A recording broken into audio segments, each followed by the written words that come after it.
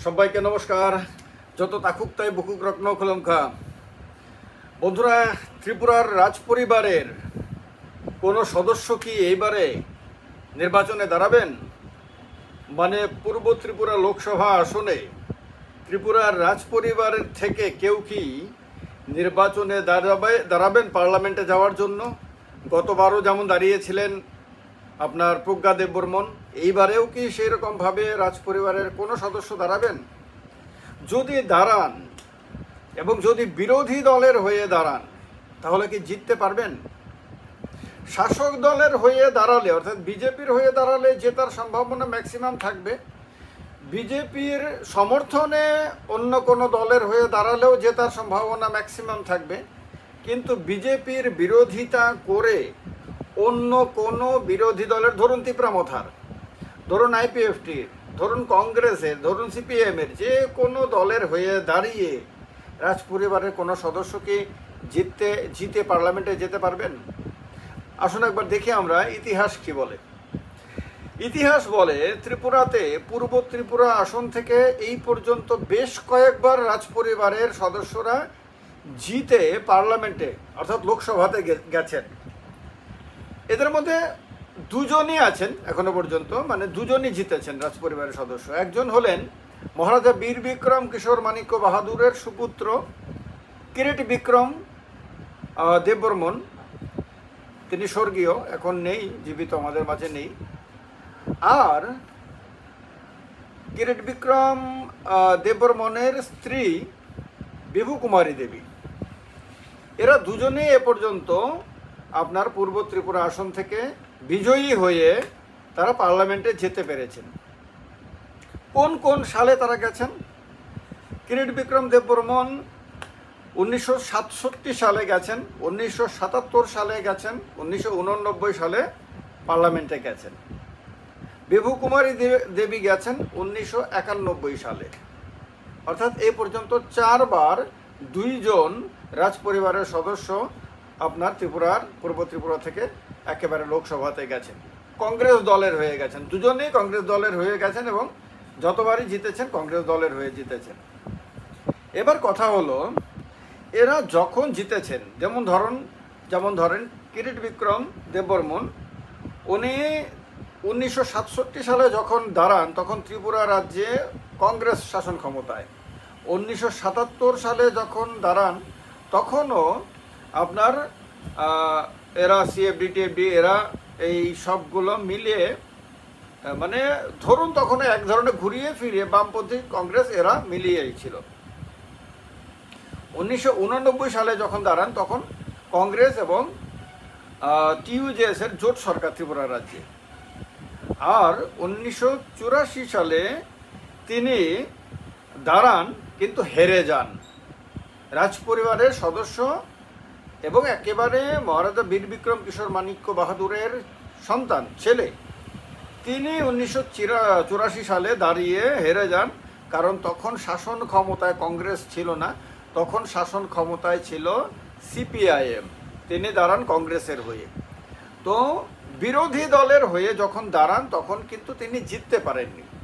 তিনি যতবার জিতেছেন ততবারই তিনি সেই দলের হয়ে দাঁড়িয়েছেন যে দল শাসন ক্ষমতায় ছিল, অর্থাৎ সরকারে ছিল, অর্থাৎ শাসক দলের হয়ে দাঁড়িয়ে জিতেছেন।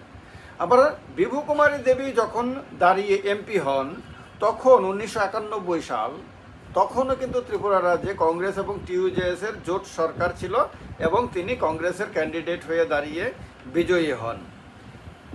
এই হলো সাধারণভাবে। এছাড়া এই রাজ পরিবারের আপনার নক্ষত্র বিক্রম দেববর্মন, তিনিও রাজ পরিবারের সদস্য হিসেবে আমরা জানি, তিনিও বিজেপির হয়ে দাঁড়িয়েছিলেন 1991 সালে, হেরেছেন। এছাড়া জিষ্ণু দেববর্মন, তিনিও রাজ পরিবারের সদস্য, তিনিও বিজেপির হয়ে দাঁড়িয়ে হেরেছেন এই পূর্ব ত্রিপুরা কেন্দ্র থেকে।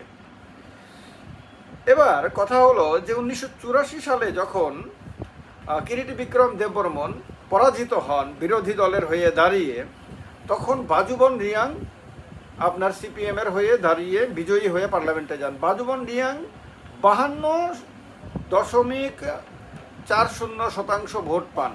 খেয়াল রাখতে হবে, বাজুবন রিয়াং কিন্তু মানে সাধারণ মানুষ থেকে উঠেছেন। আর কিরিট বিক্রম দেববর্মন রাজ পরিবারের সদস্য। কিরিট বিক্রম দেববর্মন ভোট পান মাত্র 43.08%। অর্থাৎ রাজ পরিবারের সদস্য থেকে প্রজাদের পরিবারের সদস্য অনেক বেশি ভোট পেয়ে বিজয়ী হন আপনার 1984 সালে। তারপর 1991 সালে নক্ষত্র বিক্রম দেববর্মন যখন দাঁড়ান তখন বিভুকুমারী দেবী বিজয়ী হন, রাজ পরিবারের সদস্য বিজয়ী হন শাসক দলের হয়ে। কিন্তু নক্ষত্র বিক্রম দেববর্মন মাত্র 3.20 ভোট পান। আর 2019 সালে প্রজ্ঞা দেববর্মন, তিনিও রাজ পরিবারের সদস্য, তিনিও আপনার কিরিট বিক্রম দেববর্মনেরই সন্তান, কন্যা। তিনি কংগ্রেস দলের হয়ে দাঁড়ান এবং ভোট পান মাত্র 26.58%, মানে 26.5% ভোট পান। হারের মার্জিন ছিল 2 লক্ষেরও বেশি, 2,04,290 ভোটের ব্যবধানে তিনি পরাজিত হন একটা সাধারণ পরিবার থেকে উঠে আসা রেবতী দেববর্মার কাছে, রেবতী ত্রিপুরার কাছে। তো কংগ্রেস দলের হয়ে তিনি ভোট পান 2,77,836টি। এখন কথা হলো যে এই তো সাধারণভাবে একটা হিসাব দিলাম আপনাদেরকে, যে আপনার রাজ পরিবারের সদস্যরা তখনই জিতেছেন যখন তারা শাসক দলের হয়ে দাঁড়িয়েছেন এবং তাদের দল তখন এখানে শাসন ক্ষমতায় ছিল, শক্তিশালী ছিল। বিরোধী দলের হয়ে দাঁড়িয়ে তারা জিততে পারেননি কোনো সময়েই। এই হলো সাধারণভাবে ইতিহাস। এই ইতিহাসটা মুছে ফেলতে হলে তাদের এবারে যখন 2024 সালের নির্বাচন এলো তখনও রাজ পরিবারের সদস্যদের সামনে একটা সুযোগ এসেছে যে তারা এই পূর্ব ত্রিপুরা কেন্দ্র থেকে দাঁড়িয়ে এটা প্রমাণ করেন যে বিরোধী দলের হয়েও তারা জিততে পারেন। কারণ বিরোধী দলের হয়ে জিততে না পারার কারণে এটা কিন্তু একটা রেকর্ড হয়ে থাকছে, এটা যে এই রাজ্যে, কারণ আমরা অন্যান্য রাজ্যগুলো তো আমরা দেখেছি যে যখন মানে ধরুন সে রাজস্থান বলেন, সে মধ্যপ্রদেশ বলেন, এই ত্রিপুরা রাজ্যের এই রাজ পরিবারের সদস্যদেরকে আমরা দেখেছি তারা সেই দলের হয়ে জিতেছেন যে দলের দল সে মধ্যপ্রদেশের শাসন ক্ষমতায় ছিল না। বিরোধী দল, তারা বিরোধী দলের হয়েও অনেকবার তারা জিতেছেন, জিতে তারা পার্লামেন্টে গেছে। কিন্তু ত্রিপুরা রাজ্যে কেন এই ইতিহাসটা তৈরি হয়নি? কেন ত্রিপুরা রাজ্যে জিততে হলে শাসন ক্ষমতাতেই শাসক দলেরই সদস্য হতে হয়?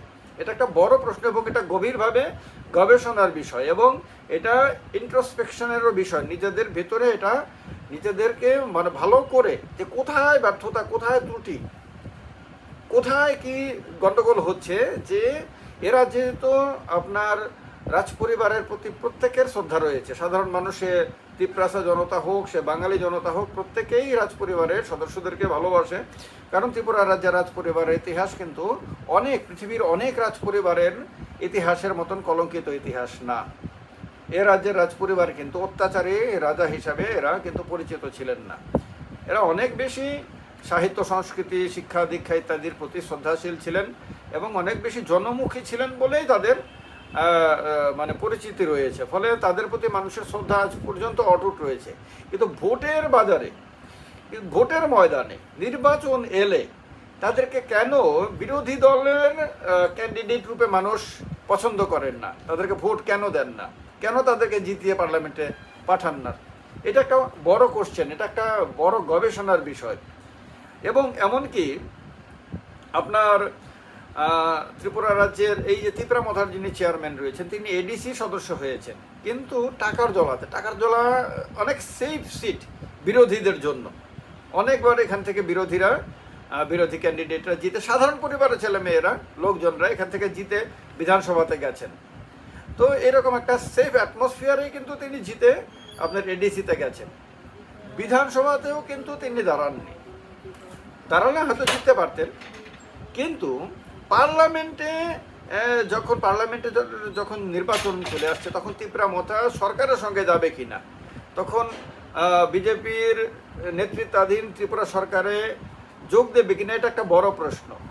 এইটার পেছনেও কি সেই কারণ যে বিজেপির সঙ্গে গেলে সহজে পার্লামেন্টে যাওয়ার একটা রাস্তা খুলতে পারে, অর্থাৎ বিজেপির সমর্থন নিয়ে পূর্ব ত্রিপুরা থেকে জিতে আপনার পার্লামেন্টে লোকসভাতে যাওয়ার একটা সুযোগ হতে পারে। এটাই কি বড় কারণ? এইটা যদি কারণ হয়, এটা কিন্তু খুব বেশি মর্যাদার ব্যাপার হবে না।